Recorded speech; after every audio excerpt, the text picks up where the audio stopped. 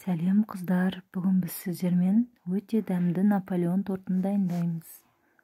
Бізге қажетті заттар: 1 жұмыртқа, 150 грамм су, шым-шым тұз, жарты чайный ложка сода, жарты чайный ложка уксус, 100 грамм сары май, керегінше ұн қажет. Ең алдымен жұмыртқамызды салып ыдысымызға, үстінен содамызды саламыз, уксусымызды құямыз, тұзымызды салып, жақсылап араластырамыз. Оның үстінен бөлме температурасындағы сары майымызды салып, араластырамыз.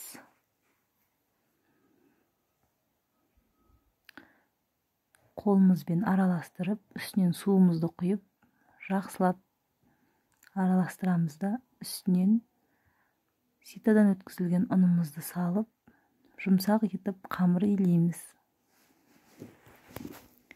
Міне осындай қамыр илейміз. Холодильникке 20 минутқа қойып қоямыз. Одан соң қамырымызды 12 бөлікке бөліп, жұп-жұқа етіп жайып, томалақ етіп кесіп аламыз. Қызып тұрған пеште 220 градуста 4-5 минут пісіріп аламыз. Осындай болып шығады. Содан соң кремімізге сгущенка, сары май, қаймақ қажет. Сары майымыз 50 грамм болу керек. Құямыз. Үстінен 200 грамм сгущенкамызды құямыз.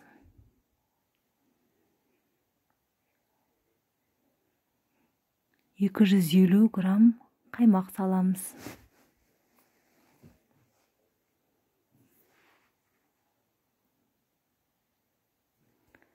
Қаймағымызды салып болған соң жақсылап тұрып араластырамыз.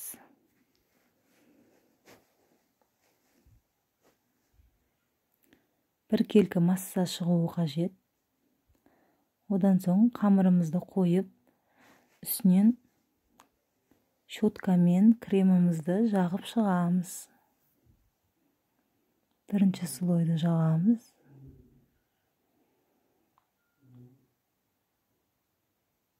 Осылай жан-жағына бәріне жағып, екінші слойын қойып, барлық қамырларымызға осылай жағып шығамыз.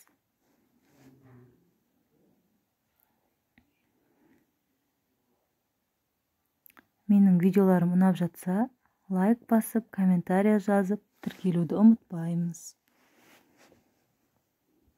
Любой смайлікпен бағасын беріп кетіңіздер.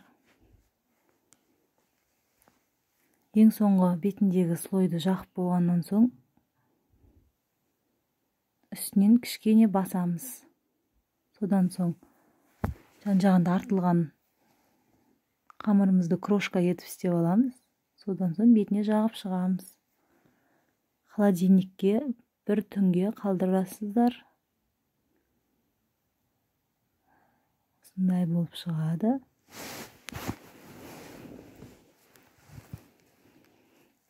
Жұмсақ болып, өте дәмді болып шығады. Міндетті түрде жасап көріңіздер.